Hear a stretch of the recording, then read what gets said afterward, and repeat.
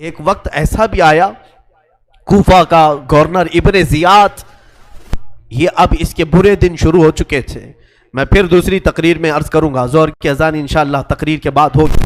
آج سارا مجمع یہاں پر ہے اور انشاءاللہ بغیر نماز پڑھے ہم تو یہاں سے جائیں گے نہیں، اور اذان لوگوں کو جمع کرنے کے لیے ہوتی ہے، جو آلریڈی جمع ہیں پھر انہیں کیا جمع کیا جائے۔ اذان تو ہم دیں گے انشاءاللہ، صبر کریں۔ یہ وقت شہادت کا ہے، یہ وقت کربلا کی یاد کا ہے۔ مولا حسین کے یہ شہزادے امام زین العابدین رضی اللہ تعالیٰ، زندگی بھر آپ کے حالات یہ تھے کہ کبھی کچا گوشت دیکھیں تو رو پڑے، کسی جانور کو ذبح ہوتے دیکھیں تو رو پڑے۔ ایک بار امیر کوفہ ابن زیاد، اب امیر مختار نام کا ایک شخص جو بدلہ لینے کے لیے بعد میں اٹھ کھڑا ہوا، بعد میں کوفہ میں ایک ایسا شخص ظاہر ہوا جس کا نام مختار ثقفی تھا۔ اس نے اعلان کیا کہ میں قاتلان حسین کا بدلہ لوں گا، اور اس نے اٹھ کر کے کچھ اہل بیت سے محبت کرنے والوں کو اپنے قافلے میں جمع کیا، اور یہ قافلہ بڑھتا گیا یہاں تک کہ خون حسین کا بدلہ لینے کے لیے یزید کی موت کے بعد اس نے ہر ایک کو تلاشنا شروع کیا۔ شمر کو ڈھونڈا، اس کو قتل کیا، اور اس کے بعد عمرو بن سعد کو ڈھونڈا، اسے قتل کیا۔ عبید اللہ بن زیاد جو کوفہ کا حاکم تھا، جو جڑ تھا اس فساد کا، اسے ڈھونڈا، اور اس کے بعد 22,000 کا جو لشکر تھا اس میں سے کسی ایک کو بھی اس نے زندہ نہیں چھوڑا، ایک کو بھی نہیں۔ جتنے وہاں شریک تھے سب کو قتل کیا، سب کو قتل کیا، اور 22,000 کو قتل کرنے کے بعد مختار ثقفی نے یہ اعلان کیا، ابھی میں نے حسین کی ایک انگلی کا بھی بدلہ نہیں لیا، میں حسین ابن علی کی ایک انگلی کا بھی بدلہ نہیں لیا۔ یزید خائب و خاسر ہو کر مر گیا، اور یزید کی سب سے بڑی ذلت تو یہ ہے، یزید کے بعد اس کا بیٹا معاویہ تخت پر بیٹھا، پہلے دن خلیفہ بنا کر اسے بٹھایا گیا، اس کے بعد 6 مہینے تک وہ گھر سے باہر ہی نہیں آیا۔ 6 مہینے کے بعد سیدھے لاش باہر آئی بیٹے کی، وہ 6 مہینے کبھی تخت پر نہیں بیٹھا یزید کے۔ لوگ کہتے تھے کہ معاویہ آپ یزید کے جانشین ہیں، وہ نیک شہزادہ تھا۔ دیکھیں اللہ کی مصلحت کیسی، صحابی کے پیٹ میں یزید پیدا ہوا، یزید کے پیٹ میں معاویہ، پھر اچھا شہزادہ پیدا ہوا، نیک تھا۔ اس نے کہا، لوگ جب کہتے تخت پر بیٹھ جائیے تو اس نے اس تخت کی طرف دیکھ کر کے تھوک دیا اور کہا اس تخت پر بیٹھوں جس پر شہزادہ رسول کا خون لگا ہوا ہے، اس تخت پر بیٹھوں جو تخت حسین ابن علی کے گھر والوں سے رنگا ہوا ہے، کبھی اس تخت پر نہیں بیٹھا۔ اس کی یزید کی سب سے بڑی ذلت تو اسی پہ ہے کہ اس کا خود کا بیٹا اس کے تخت پر تھوک دیا، نہیں بیٹھ سکا۔ لیکن حسین کا چرچا آج بھی ہے، حسین کے شہزادے گلی کوچوں میں ہر جگہ ہے، سادات کی خوشبو تم محسوس کرو گے آج بھی۔ حسین ابن علی کے یہ صاحبزادے زین العابدین جہاں پر رہ رہے تھے خیمے میں، تو ایک مرتبہ ایسا ہوا کہ ابن زیاد جان بچاتا ہوا بھاگتا ہوا نکل آیا، کیونکہ مختار ثقفی اس کے پیچھے لگ گیا تھا، اپنے سواریوں کو دوڑا دیا تھا اس کے پیچھے کہ عبید اللہ بن زیاد جہاں بھی ملے اسے پکڑ کر کے لاؤ، اسے پکڑ کر کے لاؤ۔ تو سب اس کے پیچھے لگ گئے۔ مختار ثقفی کے ڈر سے عبید اللہ بن زیاد جان بچاتا ہوا بھاگتا ہوا ایک خیمے میں آیا، وہ خیمہ کسی اور کا نہیں امام زین العابدین کا تھا۔ وہاں پر پہنچ گیا، آپ قرآن پاک کی تلاوت میں مصروف تھے۔ مختار ثقفی کے ڈر سے آنے والا یہ عبید اللہ بن زیاد ہانپ رہا تھا، کانپ رہا تھا۔ امام زین العابدین نے سر اٹھا کر کے دیکھا، کیا بات ہے؟ کہا پیاس کی شدت ہے، اگر تمہارے پاس پانی ہو تو پلاؤ۔ امام زین العابدین نے فوراً کھٹوری بھری اور پانی دیا، اس نے پانی پیا اور پھر کہا اور پانی ملے گا، انہوں نے اور ایک کھٹوری بھری اور پھر پانی پلایا، اس نے پیا، 3 کھٹوریاں پانی پیا۔ عبید اللہ بن زیاد یہ سوچنے لگا شاید امام زین العابدین نے مجھے پہچانا نہیں ہوگا۔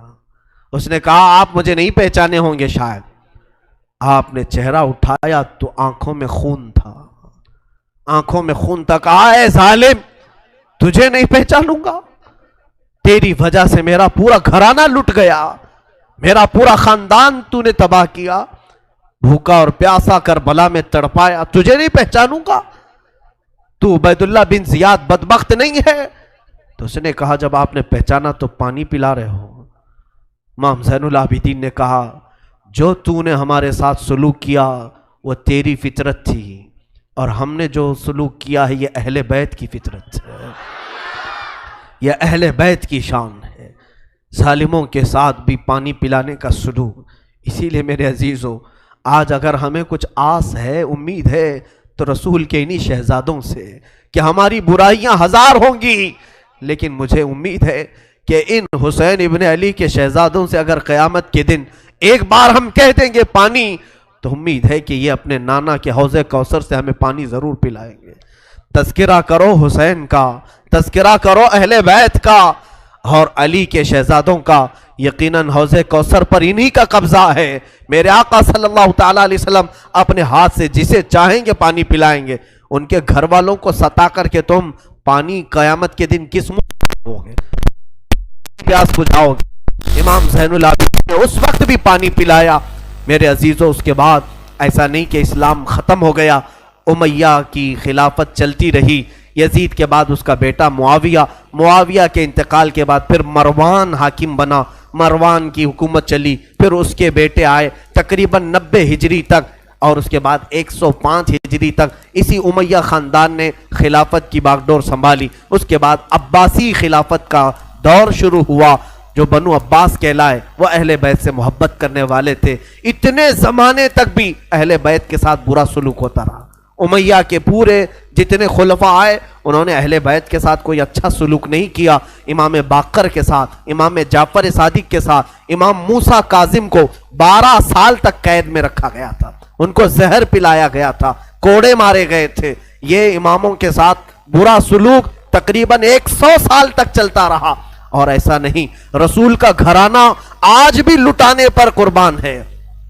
آج بھی اگر کوئی بات آ جائے تو دیکھنا رسول اللہ کی جو اصلی آل ہوں گے، اصلی اولاد ہوں گے، وہ قیادت کے لیے آگے بڑھیں گے اور اپنا سر بھی پیش کریں گے۔ ہندوستان کی فتح میں سلطان محمود غزنوی کے قافلے میں 2 شہزادے ایسے تھے کہ یہ قلعے کے پھاٹک پر، یہاں جب سلطان محمود غزنوی حملہ کے لیے آتے تھے، ہاتھیوں کو دوڑاتے تھے، اور جو قلعہ تھا یہاں ہندوستان کا جس کو فتح کرنا تھا، اس قلعے کے پھاٹک پر نوکیلے کیل لگے ہوئے تھے، ہاتھیوں کے سروں میں گھس جاتے تھے تو وہ ہاتھیاں چیخ کر کے پیچھے آ جاتی، قلعہ فتح نہیں ہوتا تھا۔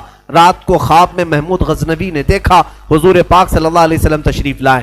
محمود غزنوی بادشاہ پوچھا، یا رسول اللہ ہندوستان فتح کیسے ہوگا؟ میرے آقا نے فرمایا، تیری فوج میں میرے 2 شہزادے ہیں، ان سے مشورہ لے، وہ جو کہیں گے تو اس پر عمل کر۔ صبح اٹھا تو فوج میں دیکھا تو 2 آل رسول تھے، 2 نوجوان تھے۔ حاضر ہوا، کہا آپ میری فوج میں ہیں، میں نہیں جانتا تھا، آپ مجھے مشورہ دیں کہ کیا کرنا ہے۔ جانتے ہو دونوں شہزادوں نے کیا مشورہ دیا؟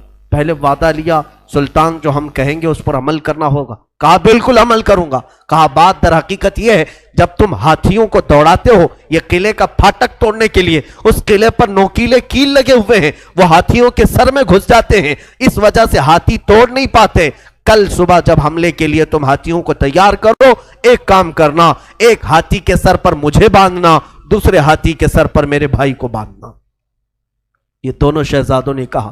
محمود غزنوی تڑپ گیا، کانپ گیا، قیامت کے دن میں کیا جواب دوں، اور وہ منہ چھپا کر بھاگ آیا۔ دونوں شہزادے باہر آئے اور فوجیوں کو حکم دیا ہاتھیوں کے سروں پر ہمیں باندھا جائے۔ وہ خود انہوں نے ہاتھیوں کے سروں پر اپنے آپ کو باندھا، ہاتھی دوڑائے گئے، اور ہاتھی دوڑ کر جیسے ہی قلعے کے دروازے پر ٹکر مارا، اور وہ نوکیلے کیل انہی شہزادوں کے سینوں میں ایسے پیوست ہو گئے، اتنی تیزی سے چپ گئے کہ دونوں کی لاشیں انہی پھاٹک پر لٹکی رہ گئی، اور وہ دروازہ ٹوٹ کر کے گر گیا، اور ہندوستان میں اسلام کا پرچم لہرایا گیا تھا۔ یہاں پر بھی خون آل رسول ہے۔ میرے عزیزو، یہ اہل بیت کے دم قدم سے ہم آج اسلام کی بہاریں دیکھ رہے ہیں۔ یہ سارا صحرا ان قربانیوں کو جاتا ہے۔